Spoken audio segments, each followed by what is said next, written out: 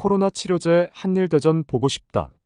일본 정부 조코바 정식 허가로 계속 지원. 우리 보건당국은 1년째 제프티 발목 잡아. 일본 시오노기 제약이 경증 및 중등증 코로나19 치료제로 개발한 조코바가 일본 후생노동성의 정식 승인을 받았다고 한다.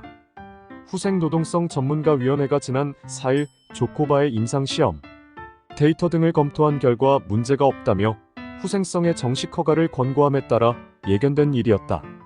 일본 정부의 정식 허가로 날개단 조코바. 조코바는 2022년 11월 일본 후생성으로부터 긴급 사용 승인을 받아 1년간 한시적 제조 판매가 허용된 약이다. 우리나라 일동제약이 한국에서 임상 3상을 진행해 공동 개발자로 돼 있다.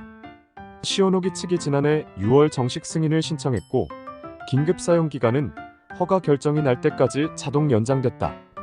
조코바는 긴급 승인을 받은 지 약 반년 만인 2023년 6월 일본 시장에서 60%의 점유율을 차지함으로써 대성공을 거둔 것으로 평가됐다. 미국 국립보건원 NIH의 자금 지원으로 지난해 2월 한국과 미국 등에서 코로나19 입원 환자 500명을 대상으로 진행된 조코바의 글로벌 임상도 이제 마무리 단계인 것으로 알려졌다. 글로벌 임상이 종료되면 조코바는 미국 FDA 식품의약국의 사용 승인을 받을 가능성이 한층 커진다. FDA는 작년 4월 외국산인 조코바를 이례적으로 신속심사 대상으로 지정한 바 있다. 대비되는 국산 치료제의 현주소 현대바이오사이언스가 코로나 치료제로 개발한 먹는 항바이러스제 제프티는 2022년 12월 긴급 사용 승인을 위한 코로나19 임상에서 투약 절차 등을 모두 마쳤다.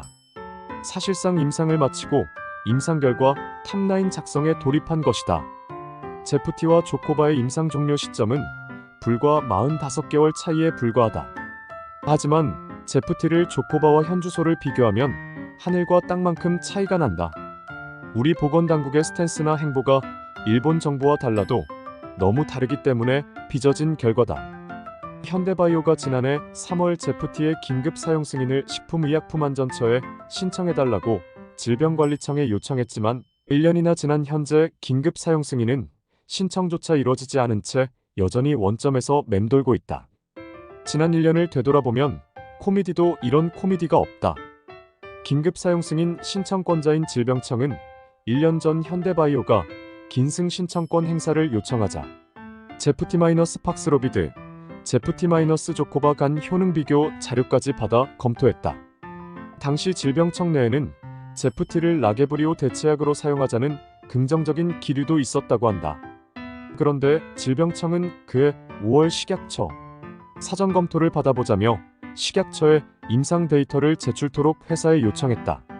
식약처는 제프티 임상 결과를 검토한 끝에 지난해 11월 말 질병청의 긴승 신청 이전에는 사전 검토 불가라는 입장을 정리했다고 한다. 사실상 제프티 긴승 절차가 원점으로 되돌아간 셈이다.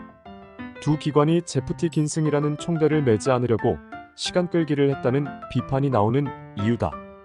국민의 건강보다는 긴승에 따른 부담과 책임을 서로 떠안지 않으려는 복지부동이라는 게 비판의 골자다. 법에도 없는 긴급 사용 승인 사전 검토를 비공식적인 루트로 식약처에 맡긴 질병청도 문제이지만 식약처의 그간 움직임이나 입장에도 이해하기 어려운 대목이 적지 않다. 그 중에서도 대표적인 것이 제프티 임상은 긴승용 통합 임상이 아닌 임상 이상이라는 식약처의 비공식 입장이다.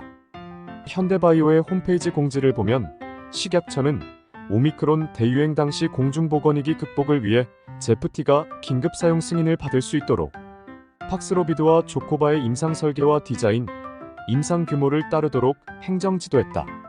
회사는 식약처와 협의를 거쳐 팍스로비드의 임상 가설과 아시아인 임상 규모 등을 채택했다고 한다. 제3자 입장에서는 서록 제프티 임상은 임상 이상이라는 식약처 입장을 그대로 수용한다고 해도 식약처가 팍스로비드의 긴급 사용 승인 당시 해당 약물의 임상 이상 및 전임상 결과를 토대로 승인 결정을 했다고 밝힌 점은 어떻게 설명할 것인지 궁금하다. 긴급 사용 승인은 임상 중인 약물을 대상으로 한다는 점에서 임상 이상 단계에서 대체로 이뤄진다. 미국 FDA의 경우 신종플루 사태. 당시 긴급 승인을 신청한 타미플루에 대해서는 전임상 결과만 보고 긴승을 결정했다. 임상 3상까지 해야 한다면 그것은 긴급 사용 승인이 아니라 그냥 사용 승인을 신청하면 된다. 제프티-조코바 한일대전 바란다.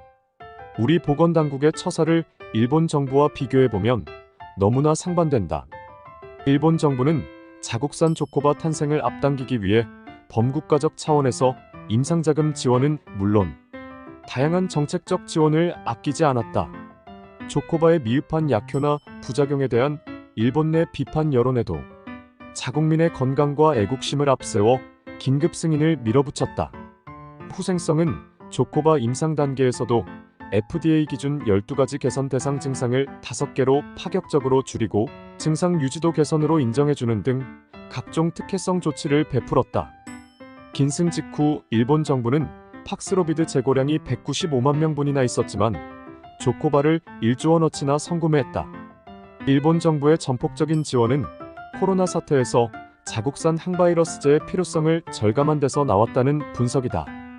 코로나19 바이러스 변이 등으로 인해 팍스로비드, 라게브리오라는 1세대 코로나 치료제는 갈수록 한계를 드러내고 있다. 일본 정부와 시오노기 제약은 이를 예견하고 조코바를 야심차게 내놓았다. 1년 전만 해도 2세대 코로나 치료제 시장을 놓고 한일대전 성사를 점치는 이들이 적지 않았다. 한일 간 코로나 치료제 경쟁이 본격화하면 제프티의 승리를 예상하는 국민들이 압도적으로 많았다. 제프티가 안전성, 유효성 면에서 조코바를 훨씬 능가하는 임상 결과를 내놓았기 때문이다. 게다가 병용 금기 약물이 없고 1인분 오일 복용분, $200 미만으로 예상되는 가격도 조코바 대비 제프티 경쟁력의 강점이다. 그런데 정작 현실을 보면 조코바는 벌써 해외 본선 무대에 올라있는 반면 제프티는 아직도 보건당국의 발목이 잡혀있는 형국이다. 윤석열 정부는 바이오 강국 도약을 외친다. 5년 안에 블록버스트급 국산 신약 2종 개발 실현을 공약하는 등 바이오 헬스 산업 육성 다짐을 거듭하고 있다. 하지만 국산 신약에 대한 보건당국의 복지부동식 접근이 이어지는 한 정부의 공약과 다짐은 공연불에 그칠 수밖에 없다. 국민의 한 사람으로서 제약바이오 기업들이 식약처와 질병청을 어떤 눈으로 바라보는지 국가 차원에서 한번 실태조사를 해보기를 촉구한다.